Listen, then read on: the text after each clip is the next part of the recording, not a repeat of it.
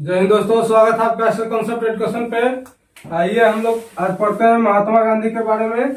इसका पिछला वीडियो में भी हम लोग महात्मा गांधी का जीवन परिचय पढ़ लिए थे। महात्मा गांधी कौन थे, उनका पिता का क्या नाम था, उनका माता का क्या नाम था, उनका पत्नी का क्या नाम था, कितना वर्ष की आयु में क्या हुआ था, उनका विवाह हुआ था और पठन पाठन कहाँ से प्रारंभ हुआ था और कैसे वो बैरिस्टर की पढ़ाई करने लंदन जाते हैं। सारे बातों को हम लोग पिछला वीडियो में चर्चा कर लिए हैं। पिछला वीडियो अगर नहीं देखे हैं तो मॉडर्न हिस्ट्री का प्लेलिस्ट बना हुआ है, वहां पे जाइए और पिछला वीडियो को महात्मा गांधी का जीवन परिचय फर्स्ट वीडियो है। उसके बाद आते हैं महात्मा गांधी के बारे में। तो महात्मा गांधी का योगदान कैसे कैसे मॉडर्न हिस्ट्री में होता है, देखिएगा कि महात्मा गांधी योगदान कैसे कैसे अपना भारतीय स्वतंत्रता में देते हैं। तो आज हम लोग उसके बारे में चर्चा करेंगे। और फिर नाथूराम गोडसे क्या करता है कि महात्मा गांधी को गोली मारता है, वो पिस्टल कहाँ से मंगवाता है, कौन सा पिस्टल होता है, उस पिस्टल का क्या नाम होता है, सारे बातों पर आज हम चर्चा करेंगे। उम्मीद करते हैं वीडियो आप लोगों को पसंद आएगा। आइए पढ़ते हैं महात्मा गांधी के बारे में। तो हम लोग क्या देखे थे पिछला वीडियो में, महात्मा गांधी का पूरा नाम क्या था, तो मोहनदास करमचंद गांधी। क्या नाम था, मोहनदास करमचंद गांधी। इस वीडियो में भी हम लोग देखेंगे, धीरे धीरे 2 से 3 वीडियो में पढ़ेंगे महात्मा गांधी के बारे में और कैसे वो मोहनदास से महात्मा गांधी बन जाते हैं। सारे बातों एकदम क्लियर हो जाएगा। तो आइए, महात्मा गांधी का पूरा नाम क्या था, मोहनदास करमचंद गांधी। क्या, करमचंद गांधी। और करमचंद गांधी उनका पिताजी का नाम होता है। और ऐसे पुकारू नाम उनके पिताजी का कावा गांधी होता है। क्या होता है, कावा गांधी होता है। और इनके पत्नी का नाम क्या था, इनके पत्नी का नाम था कस्तूरबा गांधी। क्या, कस्तूरबा गांधी। और सबसे पहले देखेंगे कि महात्मा गांधी का विचारधारा कैसा था।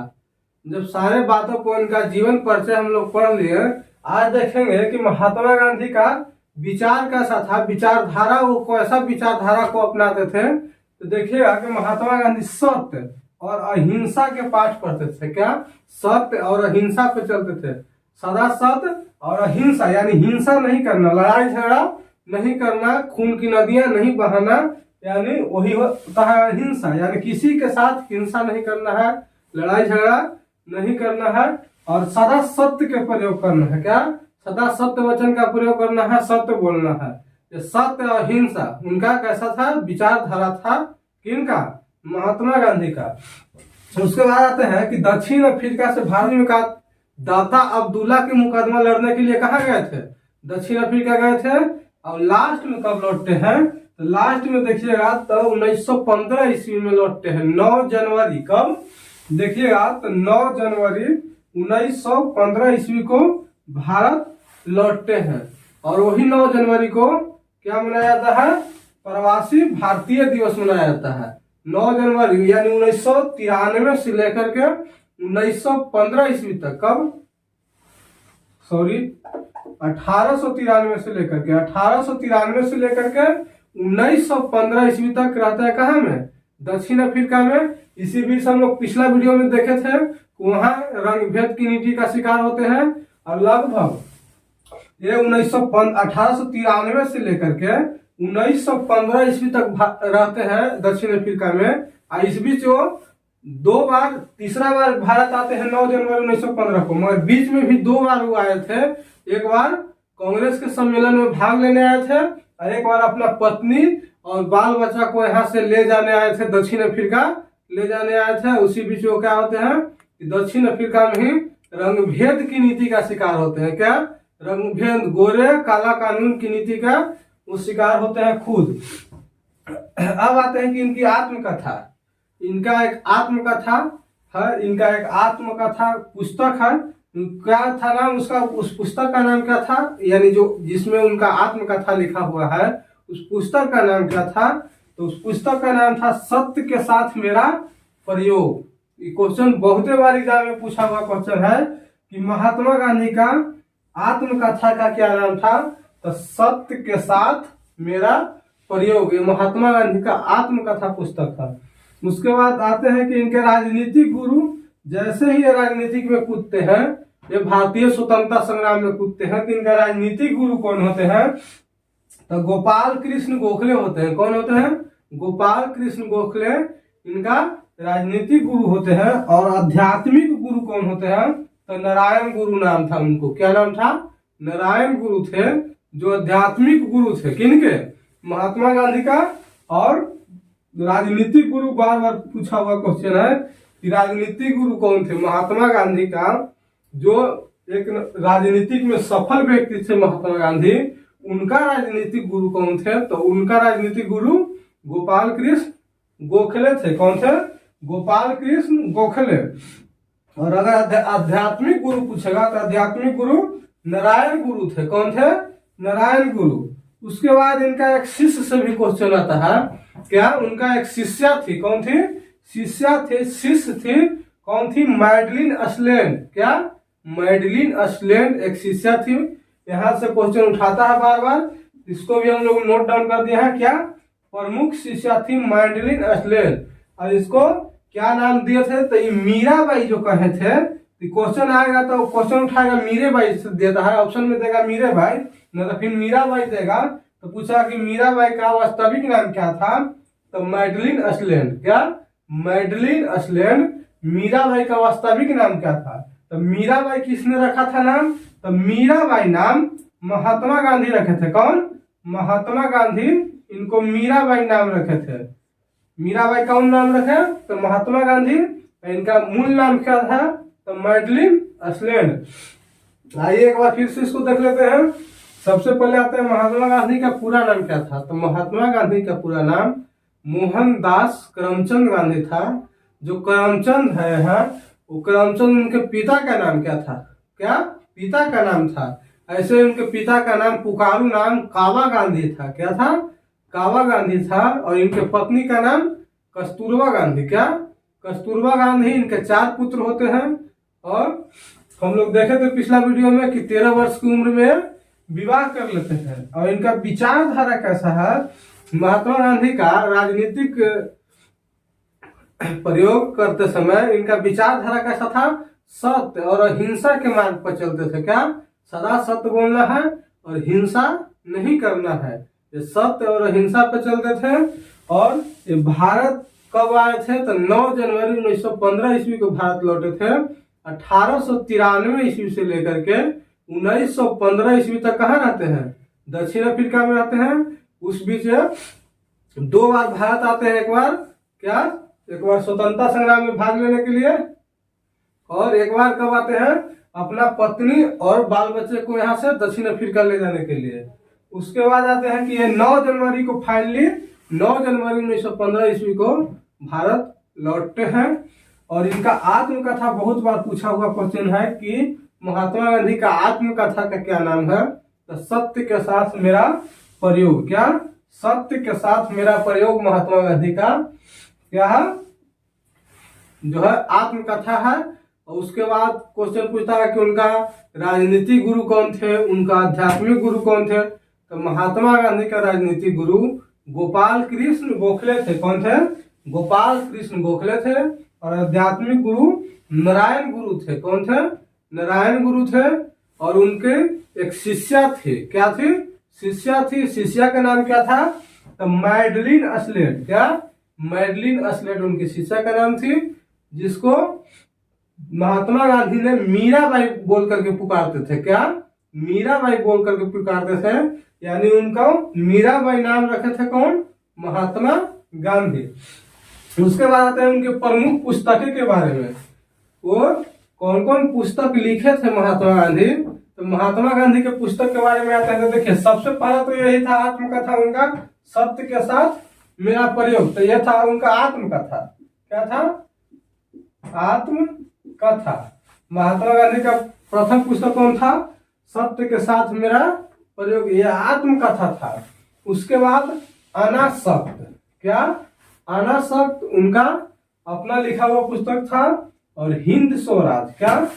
हिंद स्वराज भी उनका प्रमुख पुस्तक जो लिखे थे, हम लोग उसको पर चर्चा कर रहे हैं।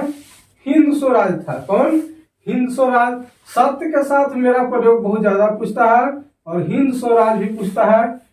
सब पूछा हुआ क्वेश्चन है इसको में से। जितना पुस्तक लिखे हैं लगभग सब, हर एक कोई ना कोई एग्जाम में पूछा हुआ क्वेश्चन है। तो देखिए, इंडिया ऑफ माई ड्रीम्स। क्या, इंडिया ऑफ माई ड्रीम्स किसका लिखा हुआ पुस्तक है? ये महात्मा गांधी का लिखा हुआ पुस्तक है। क्वेश्चन यहाँ से कैसे पूछता है कि इंडिया इज माई ड्रीम्स किसका पुस्तक है?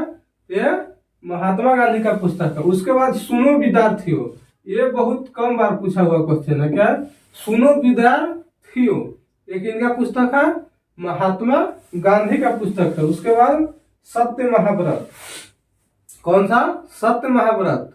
कौन कौन पुस्तक हम लोग देख लिए?